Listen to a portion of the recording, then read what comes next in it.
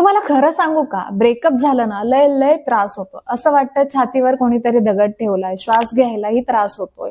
डोळ्यांसमोरून ते जुने प्रसंग पुसले जात नाही. आपण दिवस रात्र त्या व्यक्तीच्या कॉल्स किंवा मेसेजेसची वाट बघत असतो. रात्रीची शांतता तर खायला उठते. मनात हजारो प्रश्न उठतात. माझं काय चुकलं का? माझे प्रयत्न कमी पडले का? माझं प्रेम कुठे कमी पडलं का? कधी कधी तर हा एकटेपणा इतका जाणवतो की असं वाटतं की आयुष्यात कधीच पहिल्यासारखं चांगलं होणार नाही. चला तर मग आज मी तुम्हाला अशा 5 स्टेप्स सांगणार आहे ज्या तुम्हाला या कठीण काळातून बाहेर पडायला मदत करतील. नंबर 1, भावनांना मोकळं करा. सगळ्यात आधी रडण्यापासून किंवा व्यक्त होण्यापासून स्वतःला थांबवू नका. तुम्हाला त्रास होतोय, तुम्हाला दुःख होतंय हे आधी मान्य करा. आपण कोणती मशीन नाही आहोत की एका क्लिकवर सगळं विसरून जाऊ. अनेकदा आपण मी खूप स्ट्रॉंग आहे असं दाखवण्याच्या नादात आपल्या भावना सप्रेस करून ठेवतो आणि अशाच सप्रेस केलेल्या भावना एक दिवस रागाच्या किंवा डिप्रेशनच्या स्वरूपात बाहेर पडतात. जर तुम्हाला रडावंसं वाटत असेल तर शांत बसून मन मोकळेपणाने रडून घ्या.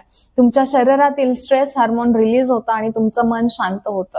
तुमच्या एखाद्या मित्राशी बोला किंवा डायरी लिहा. Number 2, no contact rule.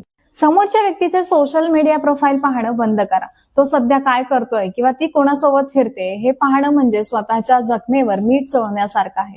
थोडे दिवस डिजिटल डिटॉक्स करा. सोशल मीडियावरून त्यांना तुम्ही अनफॉलो किंवा म्यूट करत आहात याचा अर्थ असा नाही की तुम्ही इमॅच्युअर आहात. याचा अर्थ असा आहे की तुम्ही स्वतःच्या मानसिक शांततेचा विचार करत आहात.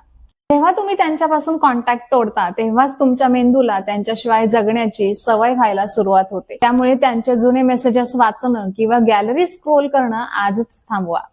नंबर 3, माझ्यासोबतच असं का झालं हा विचार करणं थांबवा. त्यांनी असं का केलं या प्रश्नाचं उत्तर तुम्हाला कदाचित कधीच मिळणार नाही. आपण तासनतास विचार करतो की त्यांनी असं का केलं, माझी काही चुकी होती का, ते इतके कसे बदलले, या एका प्रश्नाच्या उत्तरासाठी किंवा त्यांनी येऊन स्पष्टीकरण द्यावं यासाठी आपण अडकून पडतो. हे स्वीकारा की काही प्रश्नांना कधीच उत्तरं नसतात. प्रत्येक वेळी समोरच्याने येऊन सॉरी बोलणं आणि स्पष्टीकरण देणं शक्य नसतं. ते नातं आता संपले आणि मला पुढे जायचंय हे स्वीकारणं यातून बाहेर पडण्याचा सर्वात मोठा मार्ग आहे. उत्तर शोधण्यासाठी स्वतःचा आजचा आनंद गमावू नका.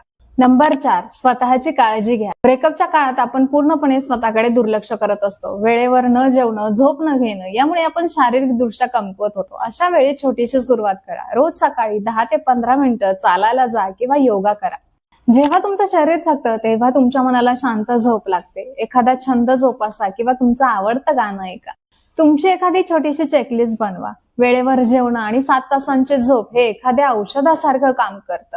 जेव्हा तुम्ही तुमच्या शरीराची आणि मनाची काळजी घेता तेव्हा तुमच्या आयुष्यात तुम्हाला पॉझिटिव्ह वाइब्स जाणवू लागतात. नंबर 5, नवीन काहीतरी शिका. रिकामं डोकं हे सैतानाचं घर असतं असं म्हणतात. त्यामुळे स्वतःला कुठल्या तरी कामामध्ये गुंतवून ठेवा. एखादा नवीन कोर्स करा, जिम जॉईन करा किंवा स्वतःच्या करिअरवर लक्ष केंद्रित करा. जेव्हा तुम्ही आयुष्यात प्रगती करता तेव्हा तुमचा सेल्फ कॉन्फिडन्स वाढतो. तुम्हाला जाणीव होते की तुमचं आयुष्य हे एका व्यक्तीपेक्षा कितीतरी पटीने मोठं आहे. स्वतःला तुम्ही कामामध्ये किंवा अभ्यासामध्ये झोकून द्या की तुम्हाला सक्सेस शिवाय काहीच दिसणार नाही. शेवटी मला तुम्हाला एवढंच सांगायचंय, जे दुःख तुम्हाला डोंगरा एवढं वाटतंय, काही महिन्यांनी किंवा काही वर्षांनी जेव्हा तुम्ही मागे वळून पाहाल तेव्हा तुम्हाला जाणवेल की त्या अनुभवाने तुम्हाला अधिक समंजस आणि खंबीर बनवलंय. कोणीतरी तुमच्या आयुष्यातून निघून गेलं याचा अर्थ असा नाही की तुमची किंमत कमी झालेली आहे. तुम्ही आजही तितकेच स्पेशल आहात. स्वतःवर प्रेम करायला शिका. जी व्यक्ती स्वतःवर प्रेम करते त्या व्यक्तीवर सर्व जग प्रेम करतं. सावरण्यासाठी थोडासा वेळ लागेल पण विश्वास ठेवा, तुम्ही नक्कीच सावरणार.